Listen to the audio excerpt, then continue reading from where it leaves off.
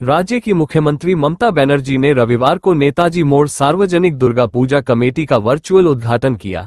इस मौके पर श्रीरामपुर जोन के डीसीपी अर्णव विश्वास, एसडीओ शंभूदीप सरकार, श्रीरामपुर थाना प्रभारी सुखमय चक्रवर्ती, श्रीरामपुर विधानसभा के विधायक सुदीप्तो राय, श्रीरामपुर नगर पालिका के chairman Girdhari Saha, CIC Santosh Singh, CIC गौर मोहन दे समेत कई गणमान्य लोग उपस्थित रहे। श्रीरामपुर नगर पालिका के सीआईसी एवं पूजा के आयोजक पिंटू नाग ने बताया कि यह पूजा अपने 8वें वर्ष में प्रवेश कर रही है। इस बार की थीम है, जब अकेलापन अपना घर बन जाता है, जिसके माध्यम से समाज में बढ़ते अकेलेपन की प्रवृत्ति और उससे जुड़े मानवीय भावों को दर्शाया गया है। पूजा मंडप को सजाने में लगभग 5 लाख रुपए की लागत आई है। इसमें पंडाल सजावट, प्रतिमा निर्माण, रोशनी और सांस्कृतिक कार्यक्रमों पर यह राशि खर्च भी शामिल है। आयोजकों का मानना है कि सामाजिक संदेश से भरी यह थीम दर्शकों के दिलों पर खास छाप छोड़ेगी। पंडाल को पुराने टेलीफोन, बिजली के उपकरण, चोगा, माइक्रोफोन और अन्य पुरानी वस्तुओं से सजाया गया है, जो इंटरनेट और मोबाइल की दुनिया से पहले की यादें ताज़ा करती है। বলছি এটা কত বছরের পুজো, এবার কি থিম হয়েছে? আমাদের নেতাজি মোড় সার্বজনীন দুর্গা উৎসব কমিটি এবছর আমাদের 8ম বর্ষে পড়ল। আমরা আমাদের পুজো কমিটি প্রত্যেক বছরই দুর্গা উৎসবের সময় আমাদের যারা দর্শনার্থীরা আছেন তাদেরকে কিছু নতুনত্ব দেখানোর চেষ্টা করি। এবছরে আমাদের ভাবনা, নিঃসঙ্গতা যখন আপন ঘর। একজন বিত্তশালী মানুষ, একটা যৌথ পরিবার, যেটা বাংলা তথা বাঙালির একটা বা ভারতীয় কালচারের একটা অন্যতম জায়গা ছিল, যেটা আমাদের অত্যন্ত গর্বের এবং অহংকারের ছিল, যে একটা যৌথ ফ্যামিলি, জয়েন্ট ফ্যামিলি। আজকে কালের নিয়মে কোথাও সেই ফ্যামিলি ভেঙে যাচ্ছে। মূলত সেই একজন বৃদ্ধ মা, তার পরিবারের আজকে আর কেউ নেই, সকলেই বাইরে, স্বামী মারা গেছে।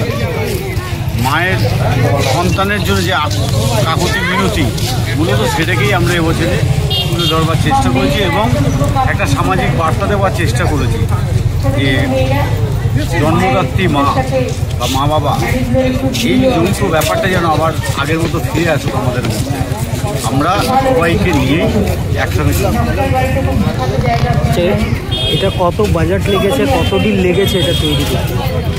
আমাদের যেরকম প্রত্যেক বছরই হয়, আমাদের মোটামুটি 5.5 লাখ টাকার মতো বাজেট, সব টোটালটা নিয়ে। তাতেও আমরা হয়তো পারতাম না যদি রাজ্য সরকারের মাননীয় মুখ্যমন্ত্রী মমতা বন্দ্যোপাধ্যায় আজকে এই পুজোকে করার জন্য, এই উৎসব পালন করবার জন্য এবং উৎসবকে কেন্দ্র করে বিভিন্ন সামাজিক অনুষ্ঠান করবার জন্য যে অনুদানের ব্যবস্থা করেছে। আপনারা জানেন এবছরে 1,10,000 টাকা। আমাদের মতো এই ছোট পুজো কমিটির কাছে এটা কিন্তু একটা বিরাট অনেক বড় পাওনা। আমরা পুজো কমিটির পক্ষ থেকে আমাদের মাননীয় মুখ্যমন্ত্রীকে আমরা আন্তরিকভাবে ধন্যবাদ জানাই। আমার মনে হয় পশ্চিমবাংলায় প্রায় সমস্ত পুজো কমিটি টাকা পায়, এটা একটা বিরাট ব্যাপার। আর একটা যেটা, আজকে আমাদের এই দুর্গা উৎসবটা শুধুমাত্র বাংলার উৎসব ছিল, আজকে বাংলা ভারতবর্ষ ছেড়ে ভারতবর্ষের বাইরেও কিন্তু আজকে এটা একটা ব্যাপ্তি হয়েছে। আর সবটাই হয়েছে মুখ্যমন্ত্রী মমতা বন্দ্যোপাধ্যায়ের জন্য। আমাদের ইউনেস্কো থেকেও আমাদের পুরস্কার প্রদান করা হয়েছে। আজকে সব উৎসবকে, বাংলার সমস্ত মানুষকে, সমস্ত সম্প্রদায়ের মানুষের উৎসব উদযাপন করবার জন্য রাজ্য সরকারের একটা যে ভূমিকা থাকে, তা তো অস্বীকার করবার জায়গাই নেই। একজন বাংলার সাধারণ মানুষ হিসেবে আমরা অত্যন্ত বলব। মুখ্যমন্ত্রী আজকে উদ্বোধন করছে, এটা তো আমাদের কাছে একটা বড় পাওনা যে আজকে মহালয়ার দিনকে মাননীয় মুখ্যমন্ত্রী মমতা বন্দ্যোপাধ্যায় আমাদের এবছরের থিম, ভাবনা এবং মায়ের মূর্তি শুভ উন্মোচন করছেন ভার্চুয়ালের মধ্যে থেকে। এটা আমাদের কাছে অত্যন্ত বড় পাওনা, আমাদের পুজো কমিটির সকলের আমাদের বড় পাওনা। পুজোর কি ব্যবস্থা করা হয়েছে, নিরাপত্তাজনিত কারণে কি ব্যবস্থা করা হয়েছে? আমাদের এবছরে পুজোতে স্পেশাল যেটা অ্যারেঞ্জমেন্ট আছে, আমরা ইম্পর্ট্যান্ট যেগুলো মোড়গুলো আছে সেখানে পুলিশ অ্যাসিস্ট্যান্স বুথ কিছু রাখছি। যেগুলো বড় বড় পুজো আছে সেখানে সবসময়ের জন্য পুলিশ মোতায়েন করা হবে প্রতিবারের মতো। আর রাস্তায় নো এন্ট্রি যেটা থাকে সেইটা আমাদের একটা টেন্টেটিভ টাইম দেওয়া থাকে। তাছাড়াও যদি অত্যধিক ভিড় হয়ে যায় আমরা তার আগেই সেই নো এন্ট্রি লাগু করে দেবো। কিছু কিছু রাস্তাতে মানুষের সুবিধার্থে আমরা টোটো নিয়ন্ত্রণও করব, সেখানে শুধুমাত্র পায়ে হেঁটে যাতায়াত করতে হবে। এগুলো আছে এবং তার সাথে আমাদের আপনারা নিশ্চয়ই জানেন যে 20 তারিখের পর থেকে পুলিশের সমস্ত ছুটি বাতিল হয়ে যায়। সবাই দুর্গাপুজোয় সাধারণ মানুষের নিরাপত্তার কথা মাথায় রেখে ডিউটি করে। তার সাথে সাথে স্বেচ্ছাসেবক, এনসিসি ভলেন্টিয়ার্স, হোমগার্ড যারা আছেন, রেস্ট হোমগার্ড, উইনার্স টিম এবং আমাদের পিঙ্ক মোবাইল বাহিনী, যেটা মহিলাদের জন্য বিশেষ নিরাপত্তা বাহিনী, তারাও বিভিন্নভাবে টহল দেবে সমস্ত পুজো মণ্ডপগুলোতে। টোটো অটোর ক্ষেত্রে কি নিয়ন্ত্রণ, যেটা টাইমলি কিছু ব্যবস্থা? হ্যাঁ, টাইম একটা আছে আমাদের, তার সেইটার একটা শিডিউল দিয়ে দেওয়া হয়, তো সেই শিডিউল মেনে সবাই চলবে। এছাড়াও যেটা থাকবে, যদি অত্যধিক ভিড় তার আগেও হয়ে যায়, আমরা তার আগে সেটা বন্ধ করে দেবো, সকলের সাথে কথা বলবো।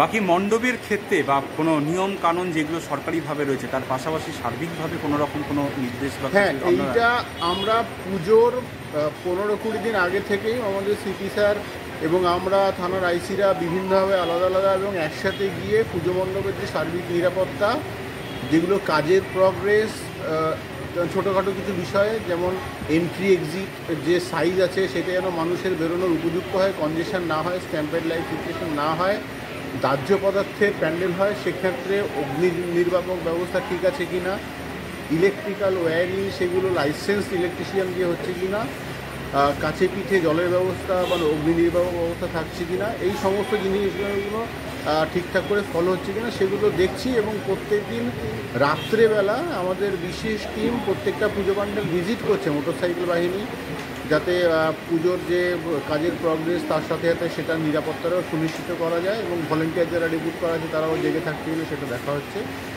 আর আমরা রাত্রেবেলা বা দিনের বেলা নাকা করা হচ্ছে মানুষের সুরক্ষার কথা মাথায় রেখে, যদি কোনো সাবভার্সিভ অ্যাক্টিভিটি বা যা কিছু সমস্ত কিছু খতিয়ে মাথায় রেখে আমরা মানুষের নিরাপত্তার ব্যবস্থা করি। বিশেষ করে গঙ্গাধার ঘাট চত্বরগুলো, অর্থাৎ শ্রীরামপুর, উত্তরপাড়া, কোন্নগর, এইসব চত্বরে প্রচুর মানুষ, বিশেষ করে শ্রীরামপুরে প্রচুর মানুষ ওপার থেকে আসে, সেই দিকে ঘাটগুলোকে আপনি ঠিকই বললেন। এই গঙ্গার যে ঘাটে লঞ্চগুলো চলে তার একটা নির্দিষ্ট টাইম আছে, সকাল থেকে রাত অবধি লঞ্চগুলো চলবে, তারপরে রাত্রেবেলা লঞ্চ বন্ধ হয়ে যায়। তো এই লঞ্চে আমরা সাডেনলি মাঝে মাঝে ওপর যারা যাতায়াত করছেন তাদেরও চেক করছি, যাতে কোনো মানে অবাঞ্ছিত কিছু না এসে পড়ে, বা দুষ্কৃতীদের তাদের সার্চও করা হচ্ছে যদি কিছু পাওয়া যায়। ঠিক আছে।